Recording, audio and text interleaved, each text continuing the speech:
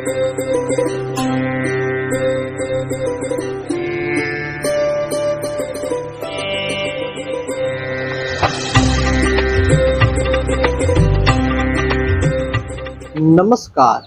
प्रिय दर्शकों, हाजिर हूँ मैं। सुंदर कांड का पाठ कैसे करें, क्या विधि है, किन किन लोगों को करना चाहिए, क्या स्त्रियां पढ़ सकती हैं? और हनुमान चालीसा के अंतर्गत ही एक चौपाई आती है कि प्रात लेई जो नाम हमारा, तेहि दिन न ताहि मिले आहारा। तो क्या सुबह सुबह हनुमान चालीसा, हनुमान जी का नाम, सुंदर कांड का पाठ या हनुमान जी से जुड़ी कोई भी पूजा कर सकते हैं कि नहीं? क्या नियम है सुंदरकांड के पाठ करने का, कब करना चाहिए, कोई मुहूर्त सहित, इन सभी विषयों पर बात करेंगे आज। प्रिय दर्शकों, सबसे पहला जो हमने चौपाई पढ़ी कि प्रात ले जो नाम हमारा, यह चौपाई का मतलब आप सभी लोग समझ ही रहे हो कि जो भी हनुमान जी का प्रातः काल नाम लेता है उसको ते ही दिन न ताहि मिले आहारा, सुबह सुबह का आहार नहीं मिलता। तो क्या ये सत्य बात है? तो क्या ये सत्य बात है? ऐसा हनुमान जी ने स्वयं अपने मुख से विभीषण जी को कहा है। तो देखिए, आप पता नहीं अब हनुमान जी उस समय किस मूड में रहे होंगे। भाई, उस समय हनुमान जी लंका में गए थे, राक्षसों के जो है नगर में गए थे, अपने शत्रुओं के नगर में गए थे।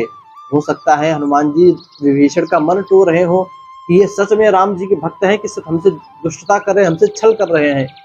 किंतु विभीषण जी सच्चे निकले, हनुमान जी की इस परीक्षा में पास हुए। किंतु हनुमान जी ने तो कह दिया, अब लोगों ने उसी को पकड़ कर बैठ गए। किंतु आप एक बात का ध्यान रखते हो, जब प्रातः काल आप सब चिरंजीवियों का नाम लेते हो, उसमें एक हनुमान जी का भी नाम आता है। अश्वत्थामा बलिर्व्यासो हनुमानश्च विभीषण, हनुमान जी का नाम आया ना, हनुमानश्च विभीषण, हनुमान जी का भी नाम आता है। तब लेकिन नाम लेने पर सभी लोगों को तब तो मिलता है आहार। सिर्फ हनुमान चालीसा का पाठ, सुंदरकांड का पाठ करने से नहीं मिलेगा, जबकि वो बिस्तर से सोकर उठे तुरंत पढ़ना है वो श्लोक सप्त चिरंजीवी वाला। किंतु वहां पर लोग पढ़ते हैं और स्नान करने के बाद पूजा पाठ जब कर रहे हैं तब वहां पर सुंदरकांड का पाठ करने को मना कर देंगे। ये गलत बात है। आप किसी भी समय हनुमान जी का नाम लो, भक्ति से लो, श्रद्धा पूर्वक लो। हनुमान जी ये थोड़ी ना कि आपको दिन भर भूखा रखेंगे या आपको खाने ही ना देंगे। अब दूसरी बात कि क्या स्त्रियां हनुमान चालीसा, माफ कीजिएगा, सुंदरकांड का पाठ या हनुमान चालीसा का ही पाठ कर सकती हैं या नहीं?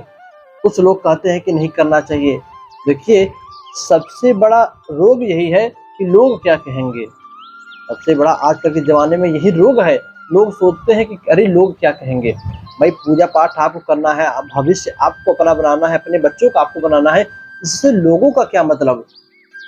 यहाँ तक कहा गया है जो है, आप रामायण में तो देखिए, तो हनुमान जी को ब्रह्मचारी रखा, ठीक है, बोला हनुमान जी को स्त्रियां स्पर्श ना करे, ठीक है।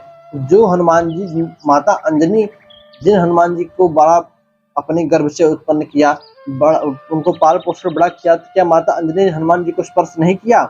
जरूर की होंगी। माता सीता ने हनुमान जी को आशीर्वाद दिया, तो क्या कभी स्पर्श नहीं किया होगा सर पर?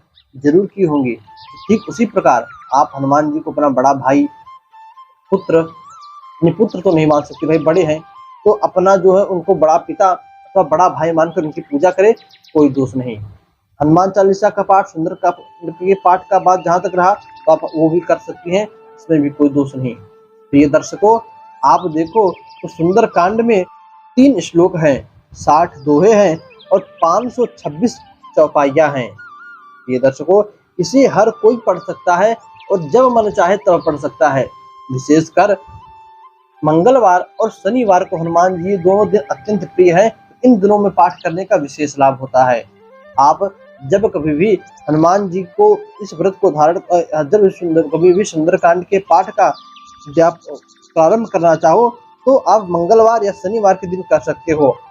नियम यही है कि आपको उस दिन ब्रह्मचर्य का पालन करना होगा, एक समय भोजन करना होगा और किसी ऊपर खाट पे, चौकी पे, बिस्तर पे नहीं, आपको धरती पर सैर करना होगा, धरती पर सोना होगा। प्रिय दर्शकों, आपको उस दिन प्रातः काल सबसे पहले हनुमान जी का पूजन करना है।